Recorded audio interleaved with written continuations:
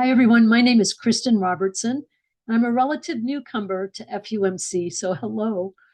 I joined FUMC 2 years ago when my husband and I moved from Fort Worth, Texas to Austin to join with our two grown kids who had moved to Austin in their early 20s and never came back to Fort Worth. Can you imagine that? And I have to tell you that I did no church shopping when I moved to Austin because my son's partner is Victoria Tiarina, and she is a member of the Scholar Singers in the choir.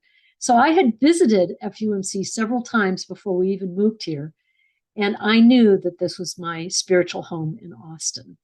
There's three things that attracted me to FUMC and that still make me deeply in love with this community. The first, of course, is our inclusiveness, especially to the LGBTQIA community, for which I have a real heart and love for, and that the Methodist church that I was a part of in Fort Worth, in South Lake actually, was not open and honest about that.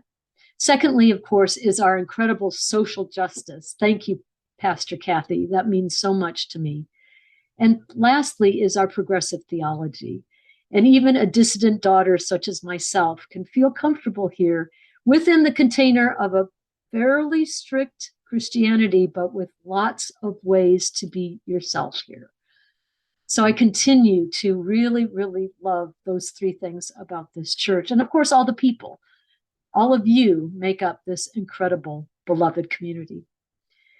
Now, I give because of my love for FUMC and also because of the demonstration, the example of my parents. My mother taught me generosity of invitation. She would often open our home, to people outside of our family for Sunday dinners or for holiday dinners. So we were always entertaining what we kids like to call the widows and orphans of our church who didn't have a home to go to. I continue that too. Thank you, Mom. And to Dad, thank you for teaching me about generosity with your money. The story that he told before he passed away 3 years ago was that he was serving on the administrative board of our church. It was a United Methodist church in St. Louis, Missouri. And they were going through their stewardship campaign. And like many churches do, they showed a pyramid of giving. And it had all of the donations listed from top to bottom, highest to lowest. And of course, the bottom was the most common donation to the church. And by gosh, Dad saw that his donation amount was at the very top echelon of that pyramid. And let me assure you that we were by no means the wealthiest family in that church. There were plenty of doctors and lawyers and university professors who were making a lot more money than my dad. But it was Dad's love of God and love for the beloved community that we had in that very special church that made him, that motivated him to give freely and generously of his money. He did that even after he died.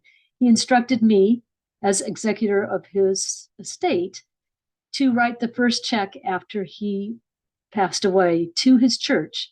And it was a very generous check to the church. He, in his later years, always gave the dividends and incomes from his IRAs directly to the church.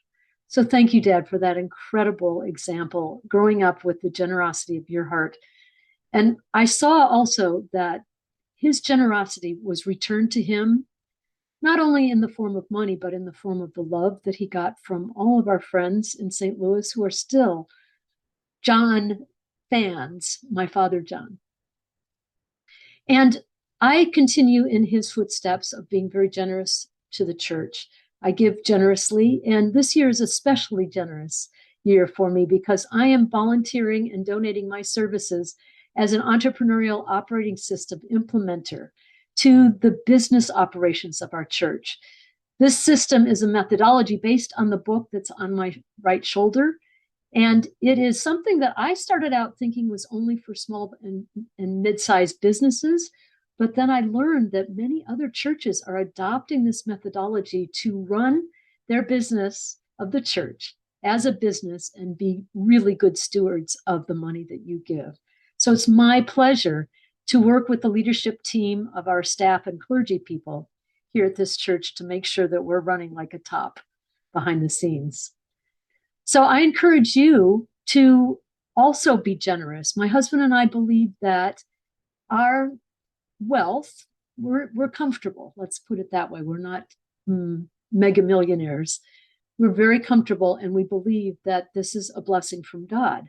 Every Sunday in church, the doxology says it for me.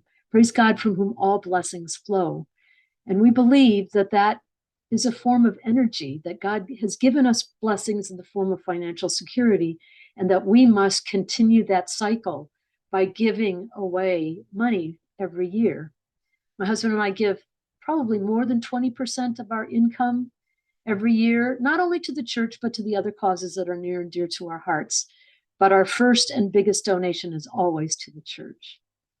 So during this season of generosity, I encourage you to really think about your thoughts and your beliefs about what God has blessed you with, and to continue that cycle of blessing by donating generously and maybe even tithing to our beloved community here at FUMC.